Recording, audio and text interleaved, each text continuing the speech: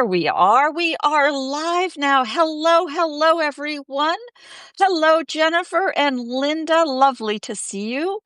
Good afternoon, good morning, wherever you are. It's a delight to see all of you appearing here. My very special guest today is my speaker for my special Tuesday program this week, Diane Burley. Now, many of you may have been following along. Hello, Paula, back from Florida again. Tim, lovely to see you. Welcome, welcome. So my guest today is Diane Burley, whom I met in the chats, comments in a Substack post where I think it was one talking about the nature of memory, because I have had this bugaboo in my head for a long time since we really started doing these Projectkin events, thinking about the different ways in which families tell stories.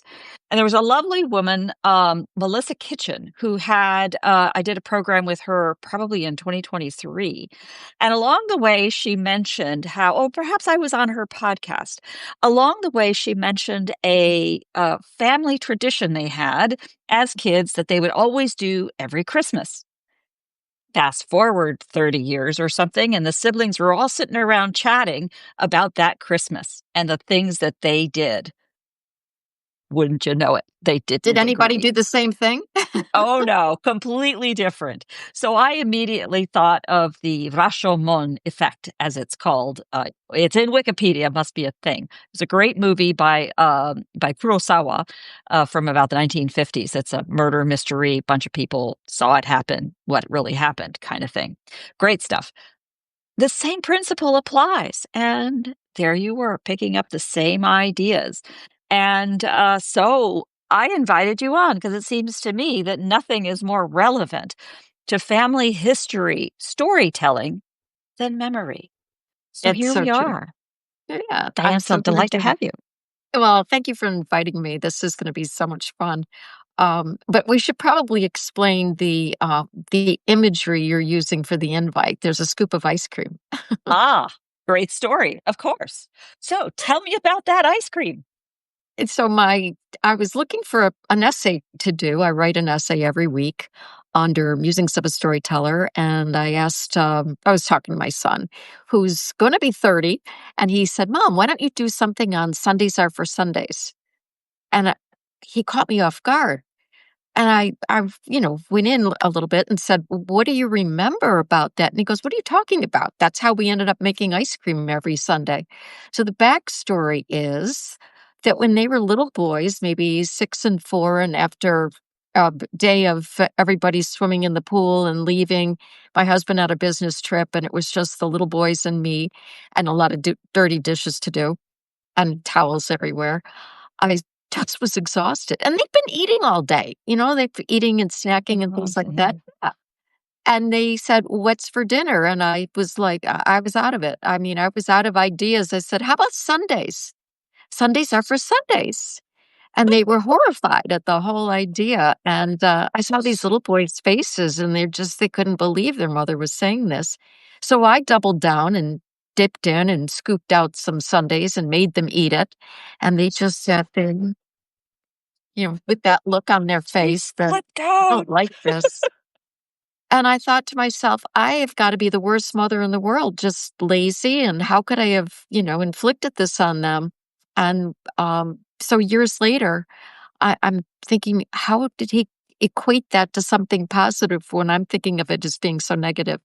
So I ended up doing an interview with a memory specialist, and he's laughing. And he said, well, you got caught by a double whammy.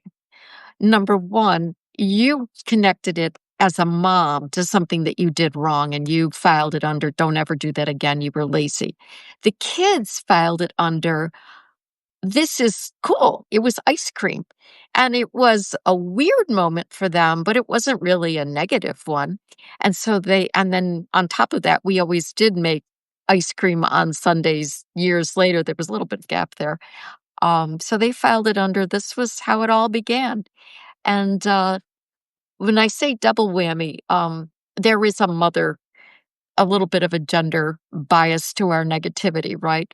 Women Oh, are yeah. prone to think in terms of, "Oh, that was the worst thing I ever could have done as a What have parent." I done? A guy Yeah. would have gone, "Whoa, whatever," Yeah. but there I was really, really steeped in my laziness and thinking I never can do this again. So anyway, that's what started this whole thing, and that's why there's an image of ice cream and Well, I think this whole idea of contextualizing memories is just super interesting in the family context. And so often, particularly on the genealogy side, we're out researching, family members for whom there's no living memory. There's no one who remembers that person that you're talking about. And yet we don't spend a lot of time talking about ourselves and our own memories or our siblings and memories of our parents. I'm the youngest. Mhm. I'm the youngest of my immediate brother and sister, but also of my cousins to my mom's first cousins, siblings, children. And so I'm down at this far end of the generation, and I have no idea about so many things that are just foundational to this is how we always do things. And I bet a lot of people feel that way. Yeah, I think there's 2 things. One, that there's this, how you remember them, but I think it's really important to remember that memories are really about feelings. And so even if you're told something or you experienced it, if you experienced it through the eyes of a 4-year-old, you're gonna feel very differently than if you Mhm. experienced through the eyes of, let's say, an 11-year-old. And so those 2 different moments of time, it's the same fact, but Mm. we're going to record them in our brains very differently, Right. because of that, because it's how it made you feel versus what actually occurred. And those are just 2 different types of one is a semantic memory. It snowed. And then the episodic memory is, well, were you cold when it snowed? Did you have proper shoes and coats? I mean, I give this anecdote too. I'm from Buffalo. I grew up in Buffalo. There was snow and there was sledding and hot chocolate and, lots of really great memories around snow. So when people say, Buffalo, it's terrible, the weather's horrible, you're like, that's not how I remember it. But if you were a college student, from Long Island going to school in Buffalo, and you've got to schlep to classes, and the bus comes by and spews all that dirty, gunky snow all over you, you're going to think it's the worst, time of your life. So again, episodic memories are going to be very, very different. The fact is, it snowed. The feeling is what changes what the memory actually is. And that feeling can be very, very different between 5 different people who felt the same experience, right? Exactly. And you touched on the fact that as storytellers and genealogists, we tell stories and we see what resonates with our audience. Yeah. And so there's some exaggerations at play. And especially family lore, right? As you're passing down a story, you had a storyteller before you. Maybe for 50 years, they've been passing down the same story.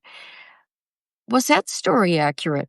Or did they play to their audience and play up something that now became a fact?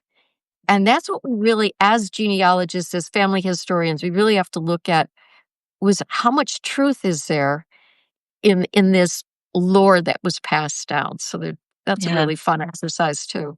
Lovely to see you joining Julianne, Mary, and Andrew, I believe, at Family Histories Podcast. Lovely to see you joining us. And of course, Dr. Mary Marshall, who has so many fascinating tidbits of family history that interweave into some extraordinary periods of American history as well.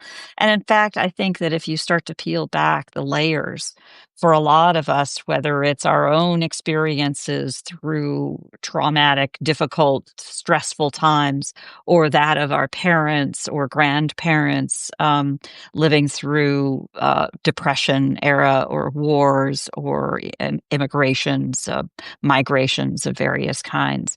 These are times that bring such terrible stress to families. And thank you for joining us so late at night. We'll keep it down. Thank you, Andrew. Um, Hello, Shelley. Welcome.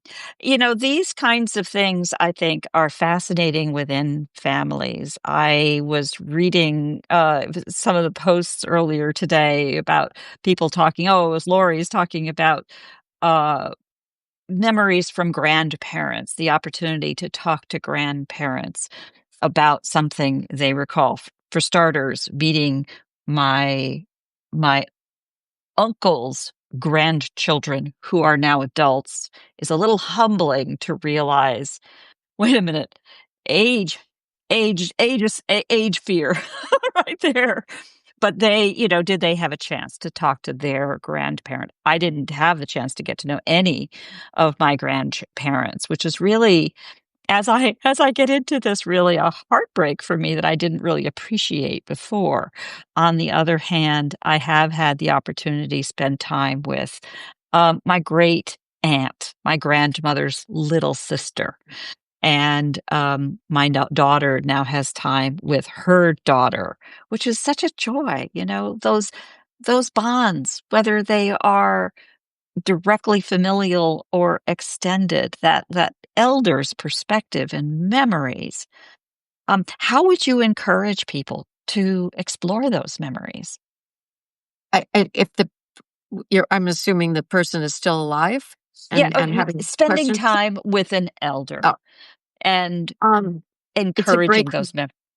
it's a really great question. I lost my mom in '86, so that's quite a long time ago. It's a really big family, but they all live far away. So we really didn't have much to do with them. Once she passed, and I'm now a young adult living in New York City, those ties just fragmented. So I ended up, I don't know, maybe 4 or 5 years ago, reaching out to one of her and I would periodically, send a Christmas card and receive a Christmas card, but it really wasn't, that regular chatting. Mhm. And m- her eldest sister is still alive at 103. So I went up to her house for her 100th birthday and we started chatting. And I think for her, it was a nice connection to her younger sister through me. And on the other side of the coin, it was a great chance for me to start exploring it. So we speak regularly now. Um, uh, at least once a month, sometimes more frequently. It's a little hard.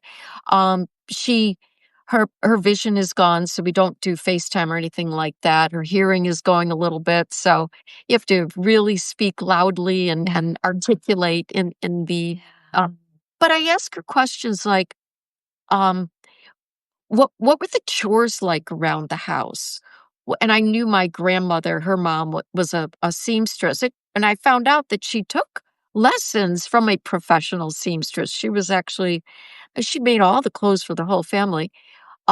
They made clothing out of uh, canvas bags, burlap bags that were used to my grandfather worked for a printing press, Mhm. a printer, and in order to print, they would have to press the water out of the pages, and they would use this, burlap underneath it. And she was making their snowsuits. I was like, they lived in. If Buffalo weather was cold, this was 400 miles further north than that. So I was like, Wow. were they Burlap warm? bags. She goes, oh, they were really warm. So I don't know how, but they were warm, she said. But yeah, we got into what was it like when you sugar mapled at Uncle Leo's farm, Yeah. little things that I'd heard over the years. But it was really a chance to get more context and fill in more gaps. So it's been such a treat. I've been very lucky. Dr. Mary Marshall says, yeah, my grandmother did too. They used burlap bags. Wow, there's something about burlap that I just don't even understand. And felt. I guess felt was Ah, something else that they felt. pressed it, yeah, to Yeah, press it in. So interesting. yeah. Interesting. And she used to dye them because they had 9 kids and they needed to figure out whose snowsuit was what, but they also had the name of the printing. the press on the side of it. So the dye, I think, helped obscure that. I don't know. Yeah, But very cool. It's funny having those very simple everyday life kinds of things, they do become factors that are so fascinating, especially for kids, getting them to be able to really relate to these people instead of having them be a recitation of historical facts or, where were you when thus and such a happened, right? Forgive me, I think I interrupted you with something else. I no, got I was excited. going to say, yes, that's exactly true. In fact, I ended up writing a number of pieces on these, extended family members, grandmothers, and like my aunt Molly, um, and my kids who did not know these women are finding it fascinating to hear this story. But it makes them come alive when you talk about what their favorite cake was, Mhm. because y- whenever you're telling a story, you need it to relate to them, right? You need to create that connective tissue. And so the more detail that you can add to any sort of factual memory, makes that person come alive, adds dimension and makes it relevant to the listener. I There were two things you said, and I want to make sure we touch on both of them. Um, the facts. The facts are that you might find in census records, census in particular, because it will say what the occupation was. And for women, it was usually housewife or what was housekeeper. Oh my goodness, Homemaker, housekeeper. yeah, Yeah, yeah, homemaker. They have 9 kids. They're making all their clothes. I mean, can you think of a more reductionist term than homemaker for so, I mean, that hardly tells any of the stories. So look at the labels and move past the labels and see what you yeah, can yeah. dig in. Julie Julianne just adds there's a photo of Marilyn Monroe wearing a dress made of a burlap bag of a potato, literally a potato sack. I'm gonna have to look that one up, Julianne. That's a good one. No, I think, Also, yeah, go ahead. well, I was also going to say another thing to consider is the source of the story.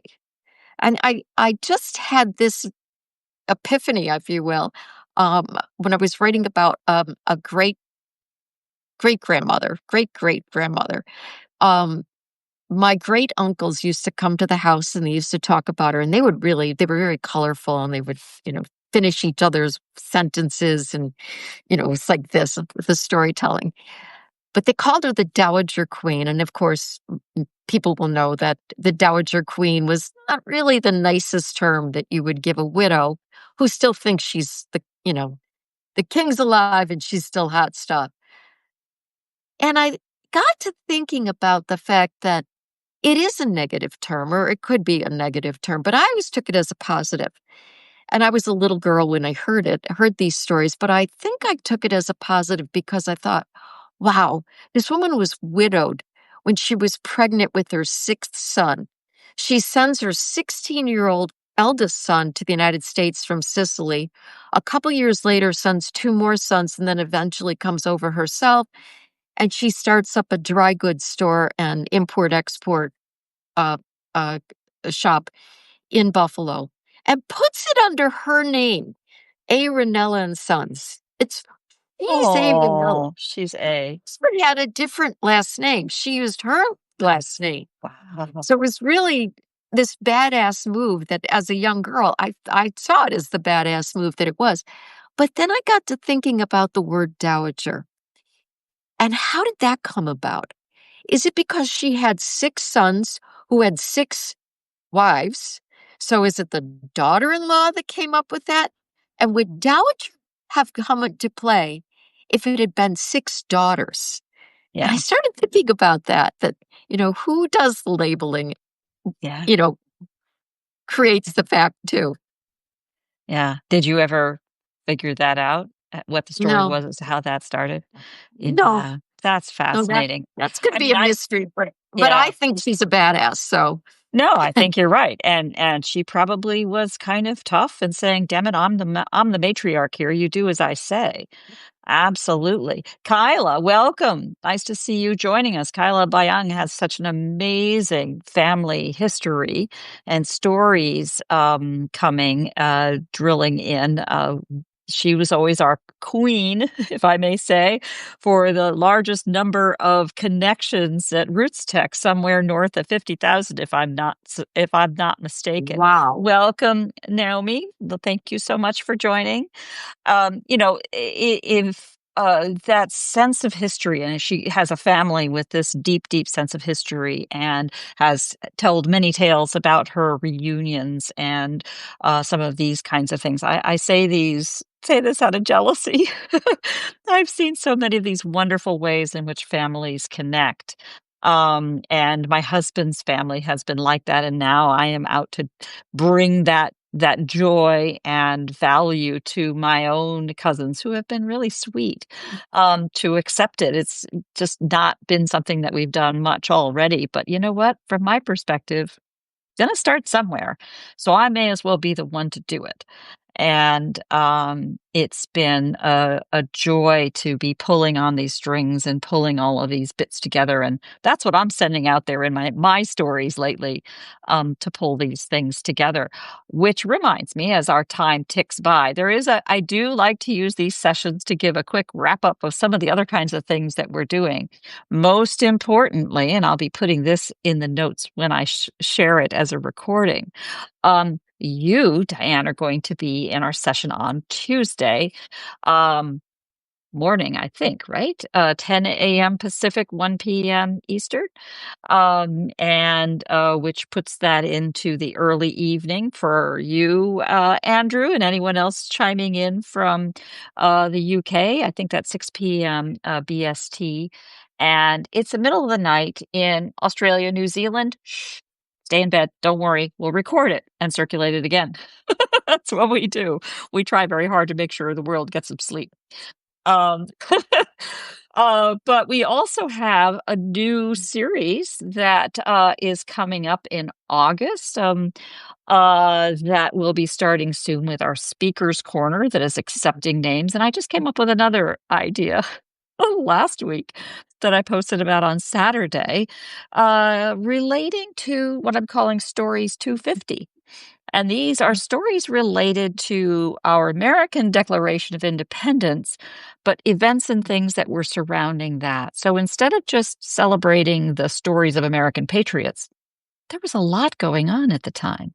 And yes, of course, those stories are interesting, but there's also the larger side, the stories of the loyalists, the stories from the other side of the pond, the stories we already have people volunteering, and our August and September are already filled to be doing this. And most of all, I'm excited about taking this idea of multiple stories from everywhere that are relating to, I'll have some tight bounds of time, but to go ahead and put them onto a timeline so we can see each other's stories as they all start to fit together. And frankly, that's giving us a chance to get to know each other, but also encouraging each other in the research to see where our family members are. And that's by using the phrase Stories 250, which is kind of a weird combination of things, America 250 and Declaration 250 and all these kinds of things you're seeing everywhere. But Stories 250, not so much. At least I didn't see it. So if you should give us a little SEO juice together with Substack. It's not a hashtag. It kind of works that way though. And my secret plan. But also, I'll do that for everybody that is there. Naomi, welcome. You have ancestors that fought in the Revolutionary War. That's exactly what I'm talking about. So there's an article that I just dropped on Saturday that talks a little bit about that. And as with most of these projects I do for Projectkin, please understand, I'm making it up. So if you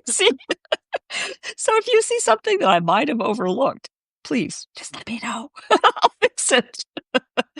And sometimes, well, there's a few things I've done that I just pretend don't happen.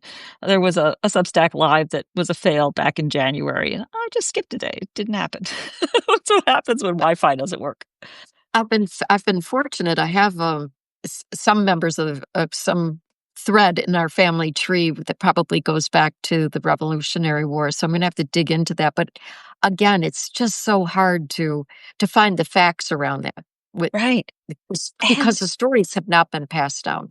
right. And sometimes the stories of the heroes are passed, but not the stories of everybody else. Um, Kyla, who is here, is I just signed up to be our speaker in September. It has a really interesting story, not only about the American patriot, but the family that was left tilling the farm and then running for their lives in the stories to be told. I think we're all kind of over who was on which side at this point, and it's one of the reasons why I think that's so interesting to tell the human stories, the real family stories, because some of these kinds of battles left different members of the same family on different sides of the war, and I Right. think that really brings it in. Um, Thank you, Naomi. There you go. There are stories everywhere, and I'm thrilled that our audience is everywhere from the actually the midnight sun up in Sweden out to Western Australia and even Hong Kong now, as our English speaking audience comes together with a shared culture, shared experiences, and frankly, a lot of shared colonialism that we can learn from each other in and tell that larger story. So, again, on the subject of memory, I am so delighted, Diane, that you're going to be with us on Tuesday for this wonderful program. Uh, Sunday, what did we end up calling the program? It slips my mind. The scoop on memories, I think it's called. There we go. The Scoop on Memories. And these are held over Zoom so that we can have everybody participate in the conversation more directly. It's all recorded and so on.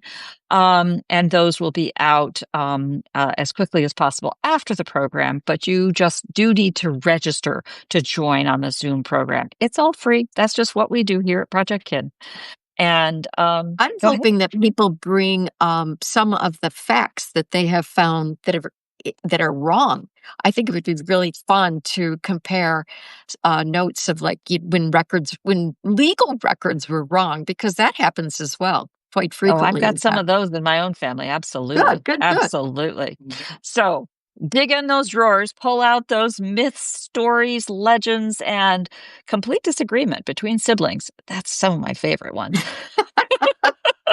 I think we can And dig up let's, some of those. yeah, I bet. So let's all get together again on Tuesday. Again, thank you so much, Diane, for joining me. And thank all of you for joining on this crazy Sunday afternoon.